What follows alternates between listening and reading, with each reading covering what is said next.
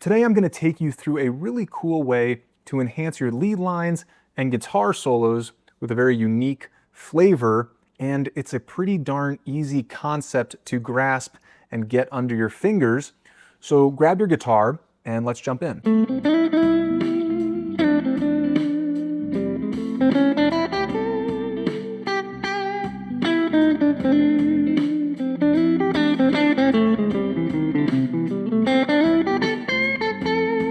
This really is an incredibly unique and fun flavor to mess around with and to bring into your own playing, and it's really just a two-step process to understand it and bring it into your playing. You just heard a snippet of it. It'll make more sense as I break things down.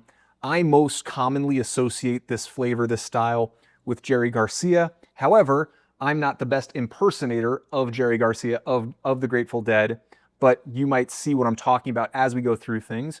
I kind of put it into a more bluesy framework, but hopefully you'll see what I'm talking about when discussing chromatics, these one fret at a time crawl ups, we'll call them, right? Crawling up the fretboard, crawling up the scale. And what we're going to do is we're just going to put it into a really simple framework of pentatonic shapes, right? So if you're not familiar with the pentatonic shapes, you can, check out this video that I made. I will explain, how we're going to mess around with them now so that you can get a little taste here, but I have a video on how to kind of connect them around the neck that I think is really helpful, and it seems to have been helpful to a lot of people. So I'll plug that, check that out. And lastly, in the description, as always, I give a free PDF. I'm not going to ask you for your, email, your mother's maiden name, your social security number. Click the link. It's a simple Google Drive link, and you can have that forever. But it shows you everything we're going to discuss here, so you don't have to always come back to the video to kind of utilize this concept, all right? So, like I said, we're going to be putting things into the context of the pentatonic shapes. Let's start with the most simple pentatonic shape. I'm going to play it in A minor. But for those of you who aren't familiar with minor, major, the relative major minor scales, this could also work in C major, right? So C major and A minor are relative major minors. Just, something to chew on because the backing track we're going to be using is C major, okay? Anyways, with that being said, step one is simply understanding how we're going to inject these chromatic runs into the pentatonic. So pentatonic shape.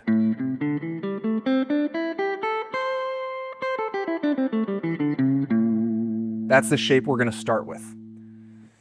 You'll notice, right, on the low E, right, index to pinky, right, that runs across 4 frets, right, 5 to 8. You've got this little rectangular shape on the, from the A string to the G string that only goes across 3 frets, right, 5 to 7, 5 to 7, 5 to 7. And then we go back to 5 to 8, 5 to 8, all right? All we are going to do is inject one note, right? The 6th fret. But it's helpful to understand that it's basically these 3 fret shapes that we bring in that extra note.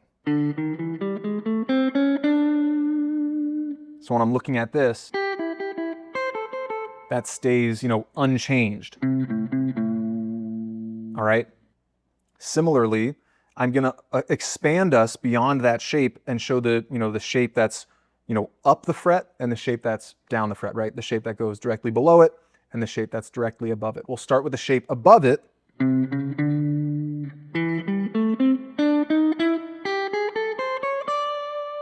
Right? The pentatonic scale is just 5 notes, so they repeat everywhere.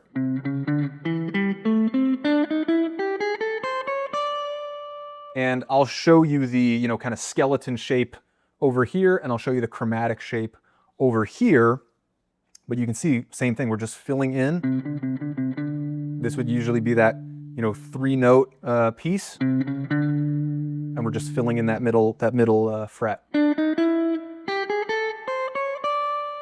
Okay? Similarly, the shape below our, starting shape, our anchor point, let's call it. Right? That's the skeleton. We fill in those 3 fret pieces. All right? That's step one, is just understanding where to fill in those chromatic runs, okay? You don't always have to hit every single one as we're going through things when we bring it into solo scenarios, but that's just something to think about, all right? Just a quick reminder that if you're enjoying this concept, you think it'll be very helpful to you, you think it'll enhance your guitar solos, you like this teaching style, to actually like the video, subscribe to the channel. That's helpful for me. It helps get this out to more people and helps get the good word of guitar playing out to as many people as possible, which of course is very helpful to me. So I appreciate you. Now back to the lesson. If you want to practice this, and I think you should, right? This channel is called Easy Guitar Practice, right?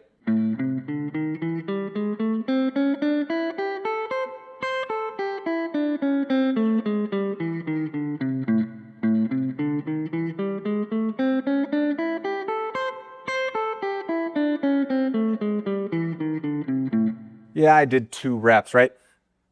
You know, from low E to high E, back to low E.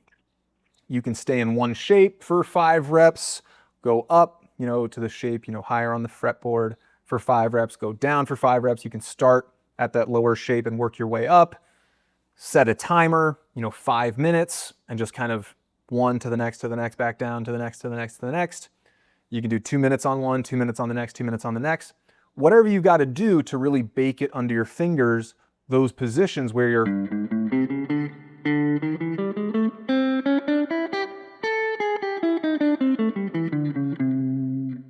adding that, you know, chromatic piece, let's call it. All right. So that is step one, getting the shapes under your fingers. Step two would be bringing it into your solo. So we're just going to break down briefly how you can do that. Now, I will give another plug. If you haven't seen my video on phrasing, that's a really important part to getting better at soloing. You should have a little bit of your own vocabulary to really bring this, you know, technique into a soloing scenario. So I'll link that over here as well. How do you, you know, bring in your own style, your own flavor, and how do you get good at phrasing? All right, so let's just, you know, for me, I like the blues, so let's bring in like a little bluesy piece. If I wanted to, on that lick, bring in some, you know, some of that flavor.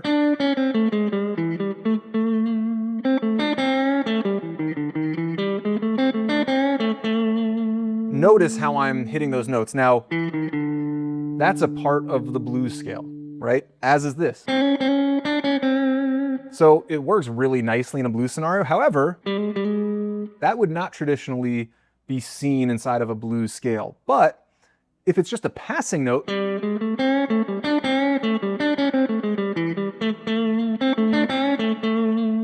then what the heck? It sounds interesting, right? It's just that quick little, there's my snap. It's that quick little hit of, oh, what was that? And it's such a powerful tool because, you know, I stayed on the same, you know, 3 strings.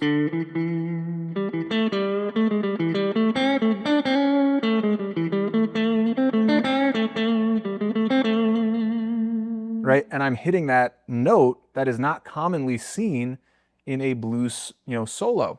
So similarly, maybe we bring in a major flavor.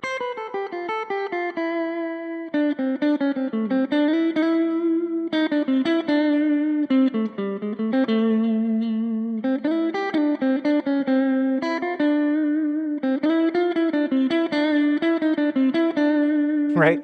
You can start injecting it into specific places. So that was just adding the 4th and the 7th.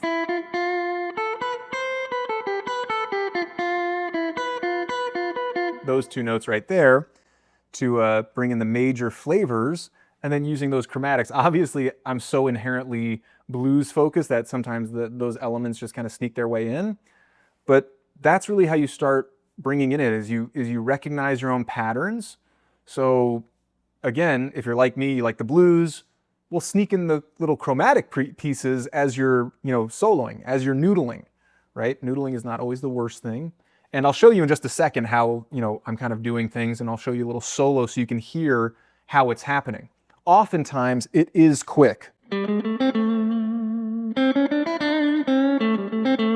Right? You don't want to just exclusively,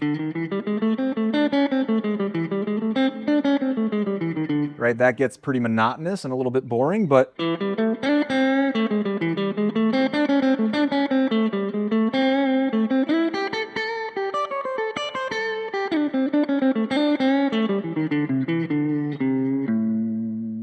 right? If you sneak it in the right ways, it can sound pretty interesting.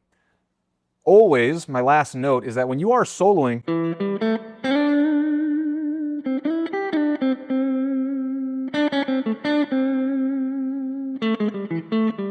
take your time, take a breath, right?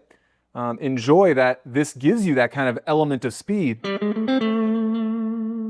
without having to do too much, because you're not having to overstretch, you're not having to slide around the fretboard, you're just adding this extra note.